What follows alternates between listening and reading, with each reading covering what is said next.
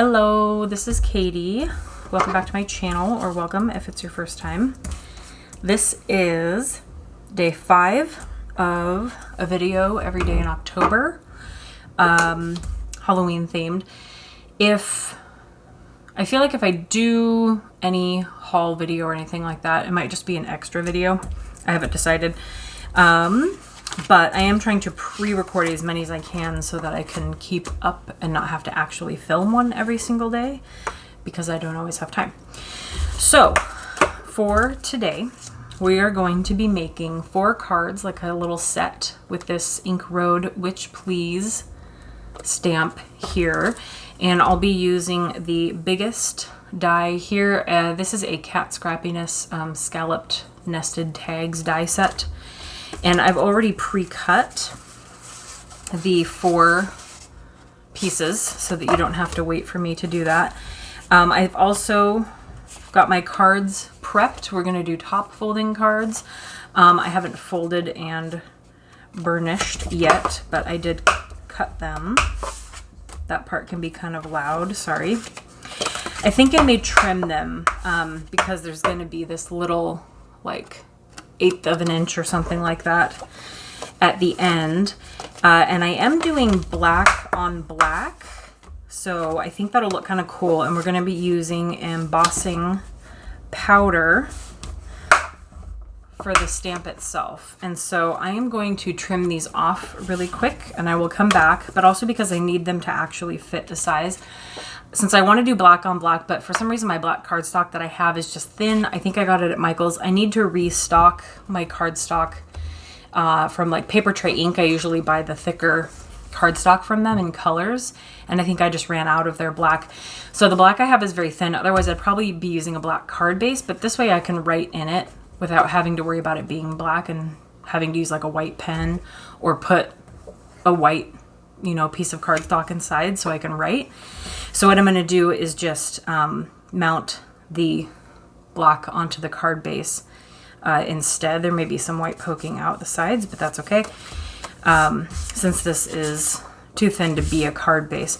So I'm going to trim these off and I will be right back. Okay, so I have trimmed the edges, the long edge, off on those.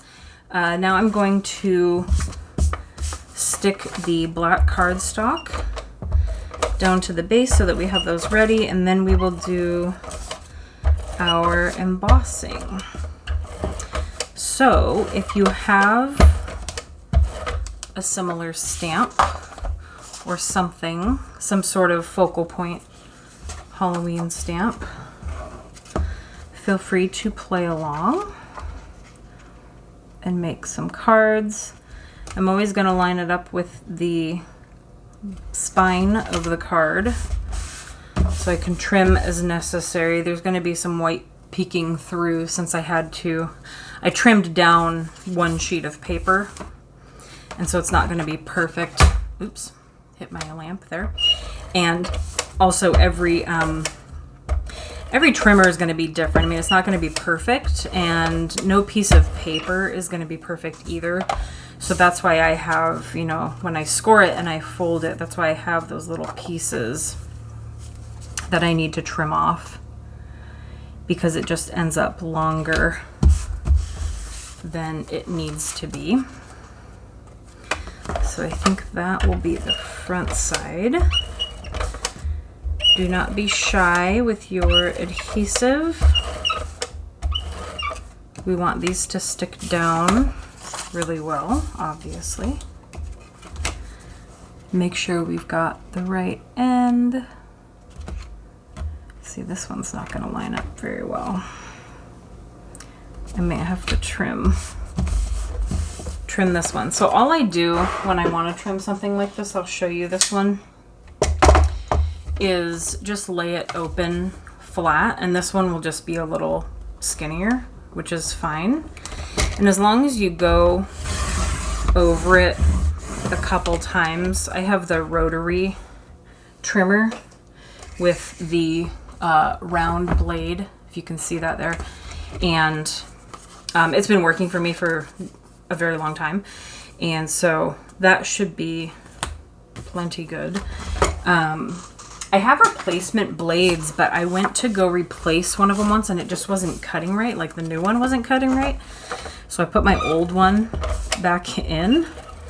I think that's been the same one now for a long time. So I still have like 4 backup blades, I guess, if I ever need to. I don't know why I'm adding so much adhesive there.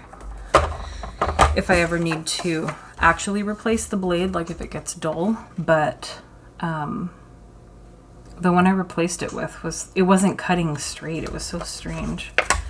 I think I'm gonna go over the edge a little bit there because this piece is one of the bigger pieces, so that actually covers the whole card front.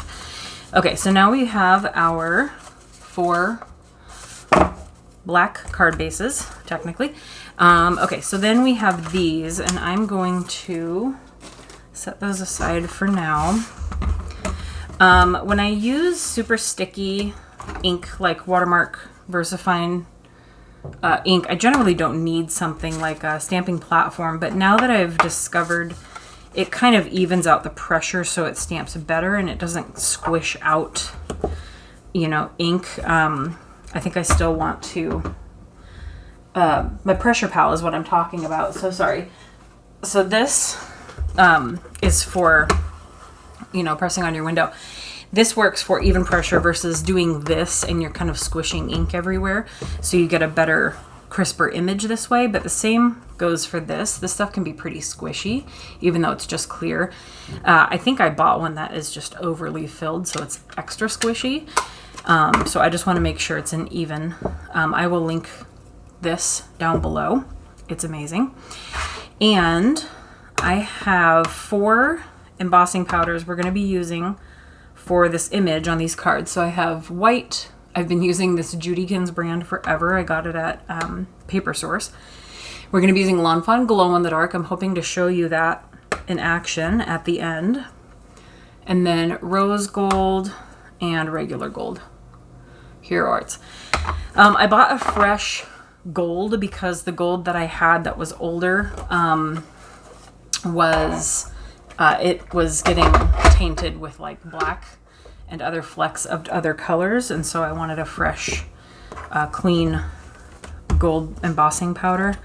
I think I had a project I was doing in gold at the time. Okay, so we're gonna get our Witch Please stamp set loaded up here. I honestly don't think I've used this yet, and that makes me really sad because I think I bought it last year. I want to make sure this isn't poofed up at all. So we're gonna put this into the corner and then try and center this guy the best we can. Just press, pick that up. This is a very thin piece of paper, so it moves. I'm just gonna put that in the corner again. And then we have our Embossing Buddy, which is just like a chalky gymnast bag. It prevents the powder from sticking other places on the paper because it's a very fine powder. And then I usually wipe. This doesn't cause a problem because I don't like the look of the powder, and the static correction usually stays just fine. So I'm going to ink this up, and I usually press down so my window is flat when I do my inking. Again, this ink pad is very inky. I probably don't even need to do as much as I'm doing, but we're gonna do that and then use our, okay, so that should be plenty, and I'm actually gonna stamp all 4 of these. This stuff is so sticky, it doesn't matter how long it takes you, really.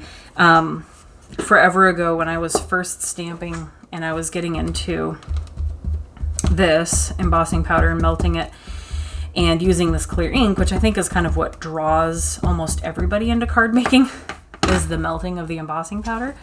That's what sold me inside of a Paper Source one day, and so the rest is history. I found that I had this piece of paper I kept reusing for catching, like catching my embossing powder.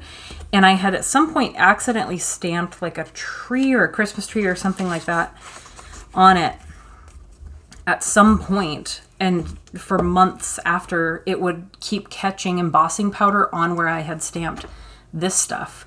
So it's very, very sticky, like forever. So when you do embossing and you're mass producing, don't feel like you need to put powder on this right away, because it stays sticky for a very, very long time. If that helps you at all. If you feel like you have to put the powder on it and melt it right away, you can actually even do it in 3 steps, to where you, if you want to mass produce, let's say these, for example, and I want to make 20, 30 of them, I can stamp all of these, leave this out. Then I can do all my powdering, pour the powder on it. If you have like a catch-all paper, pour all your powder and set those all aside, as long as you have enough surface area around your home to set that many things down without touching them. Add the powder and then go back and just heat them all. Because once the powder is stuck to the sticky image, I mean, the powder's not going to go anywhere and nothing's really changing. So you can do the powder on all of them, and then you can go back and melt all of them with your heat gun. So that would be 3 total steps. This step, adding the powder, and then melting it. So I've done that, so I'm speaking from experience as a suggestion.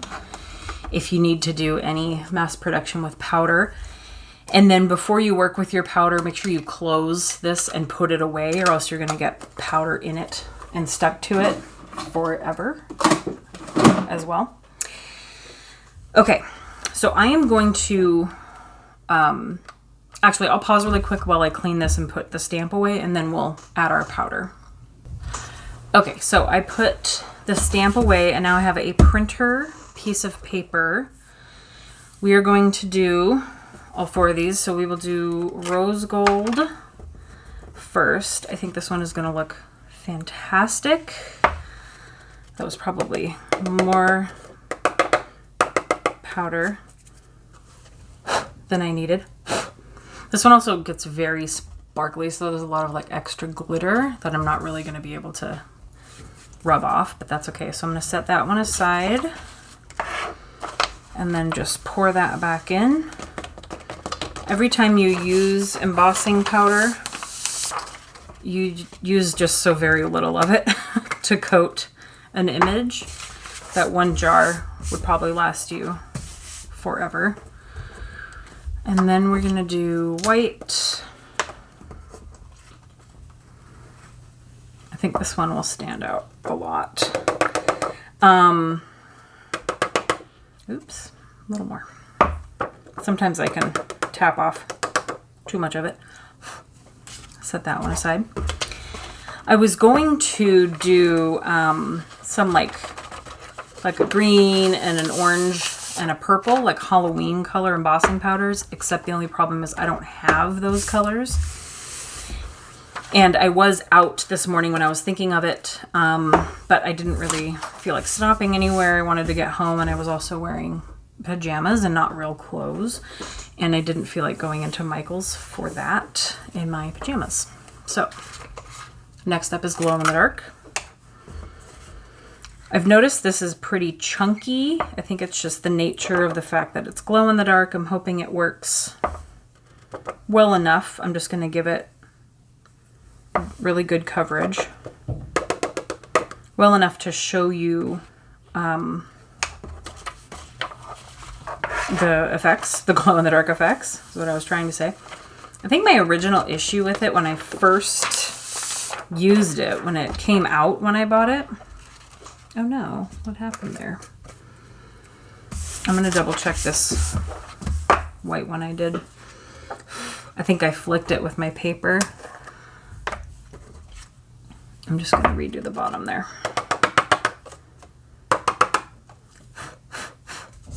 Okay. When I originally did this one, I think what happened was that a lot of it didn't stick, and it blew away like off of the the stamp where I had stamped the sticky ink. And so I don't know. I think this is probably the second time I've used it, so I hope that works out. Oops, this one's so new. I try not to mess with messy things a lot. I just don't like it. I don't like getting my hands dirty when it comes to crafting, at least. And so this is why I'm so clean about how I do my embossing powder and everything else.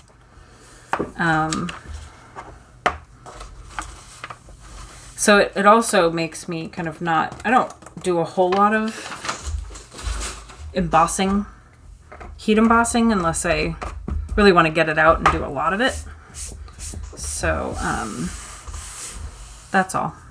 But this works. So now we have 4 to melt. We've got glow in the dark, rose gold, actual gold, and white. And these are probably slightly off center, but that's okay. I'm going to plug this in. I'm going to heat it up probably for about 10 seconds in the air before I bring it down to the cardstock. Hopefully it's not loud. Hopefully if it is, you can just mute it if you want to watch the embossing powder melt. But if it is loud, I apologize. So we're going to watch these melt before we put them on the card.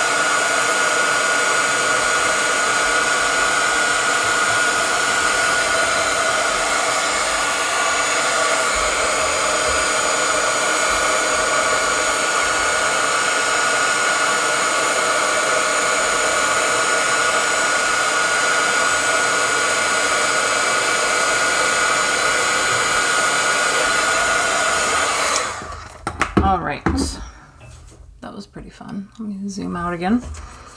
So the glow in the dark one kind of throws me off, especially on black, which I think it would be easier to see how it's melting rather than this shade on white. It was hard to tell that it was melting at all. And so I think that was maybe originally my problem with it. It's very crackly, but I'm going to charge this under the light and then turn all my lights off at the end so that I can show that to you and say goodbye in the dark. And this one I think was my favorite while it was melting. Very rosy gold and then actual gold. And then our white one. So I'm hoping this glow in the dark works out well. What I want to do is lift these up on foam. So I'm going to grab a pair of scissors. I'm going to give this something to sit on. I think I'll just do this for one of them. I'll show you what I do on the back and then mount one of them, and then I'll do the other 3 off camera so I can get to showing you the glow in the dark effects. I also want to give these enough support. That one was pretty close. You can probably even go down here.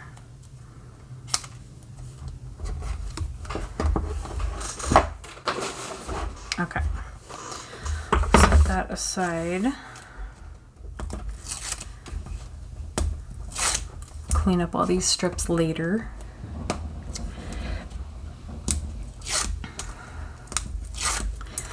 Okay. And also giving it enough adhesive to support it, but also because it's a little warped from being melted and hot, I want to straighten it out again when it's on the card base. So again, this one's going to be a little glittery.